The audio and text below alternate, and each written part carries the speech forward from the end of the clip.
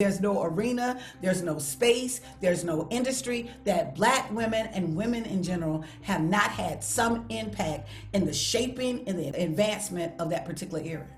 We are saving democracy, but it's because we know deeply that we deserve to participate in every decision that's being made about us.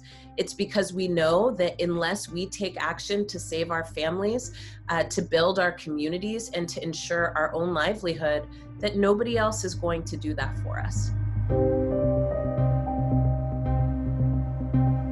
In 2020, the nation was reminded yet again of the power of Black women when Georgia, a state in the Deep South, voted Democrat for the first time in nearly half a century.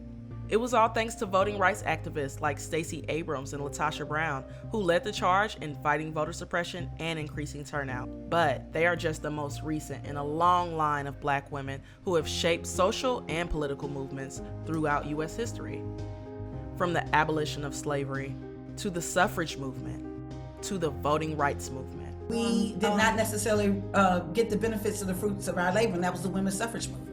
You know, in the women's suffrage movement, that Black women were on the forelines of organizing around that. Matter of fact, it was the suffrage movement that grew out of the abolitionist movement. So while we know that there are leaders and characters and figures of white women who are actually credited with the suffrage movement, that a lot of the fundamental beliefs that drove and was the nexus of really creating, laying the foundation for the women's suffrage movement was actually led by Black women.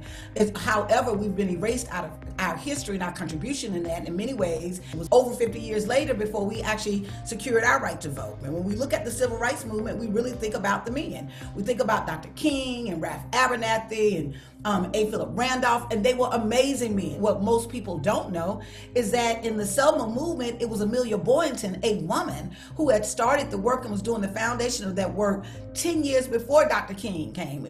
This little light of mine, I'm gonna let it shine. That was the favorite song of Fannie Lou Hamer, who was an activist and organizer in Mississippi, in the Mississippi Freedom Democratic Party. This was a woman who was born a sharecropper. This was a woman who was beaten by the police. This is a woman that took on the political establishment of the Democratic Party. We know the Montgomery bus boycott. We know that Joanne literally organized the Montgomery bus boycott. And so when you ask me what has been the contribution of women, it has been everything. Claudette Coven was just 15 when she refused to move to the back of the bus to give her seat up for a white person. She became one of 4 women to challenge the bus segregation laws in Montgomery and Alabama in the court case Browder versus Gale. She and many other women led the way for Rosa Parks, who became the iconic face of the Montgomery bus boycott. In 1968, Shirley Chisholm became the first Black woman elected to Congress. She also made history as the first Black candidate for a major party's nomination and first woman to run for the Democratic Party's presidential nomination. The catalyst for change in a society is usually persona non grata with those who have been the beneficiaries of the system.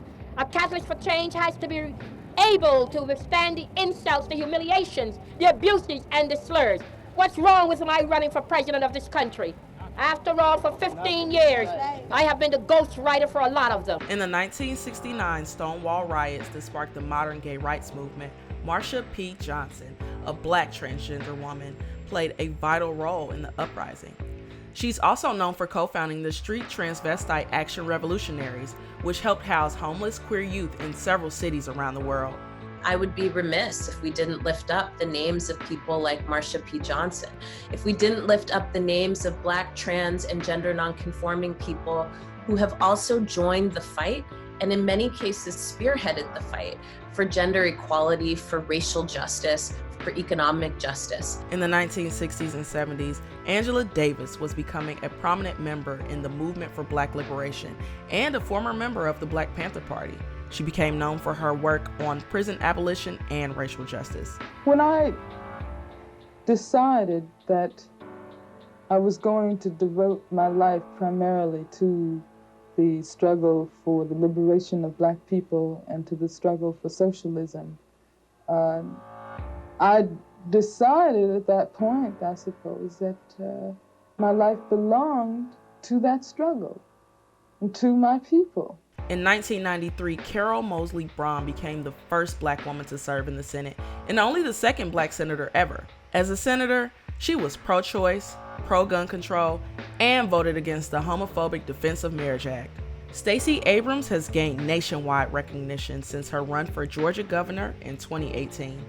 She ran against Georgia's Secretary of State, Brian Kemp, and accused him of winning solely through enforcing voter suppression tactics through his position. Despite the loss, she became a national icon for fighting for voting rights. Let's be clear. Voter suppression is real. From making it harder to register and stay on the rolls, to moving and closing polling places, to rejecting lawful ballots, we can no longer ignore these threats to democracy. My mom used to always say, many hands makes light work. And, it's not enough to sit back and be like, hey, thanks a lot, Black women. Join a Black woman and help fight for the things that we all deserve. We're unable to separate the different pieces of our lives that often come together in ways that prevent us from living full and dignified lives. Why is it when we're looking at Black women, 68% of Black women are wage workers? And so if we're really talking about how are we going to listen and support Black women, then that means that we've got to get behind economic policy that's going to be able to change the wages, that we're going to fight for women to get paid the same rate as their white counterparts. There is the Southern Rural Black Women's Initiative did a study called Unequal Lives. And in that study, it talks about philanthropy gives less than 1% of philanthropic dollars to women. Yet everywhere in the South I go, we carry this out on our back. That is unconscionable. We have to look at how we invest in women. To thank Black women would mean making sure that our families had clean water to drink, making sure that our families had housing to access, healthcare that's affordable and quality.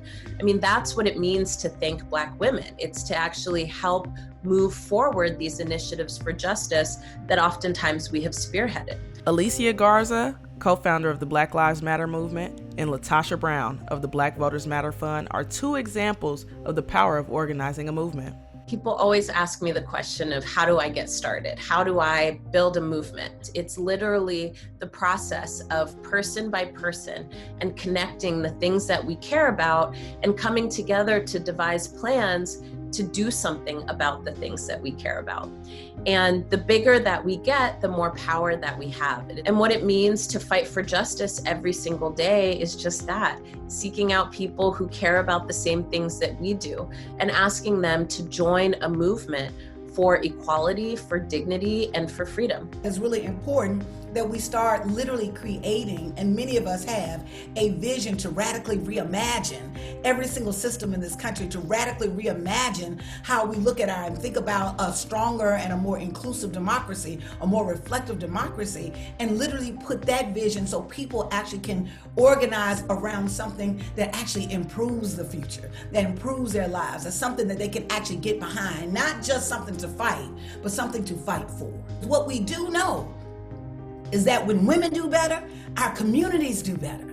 What we do know that is when women are empowered, we're all empowered.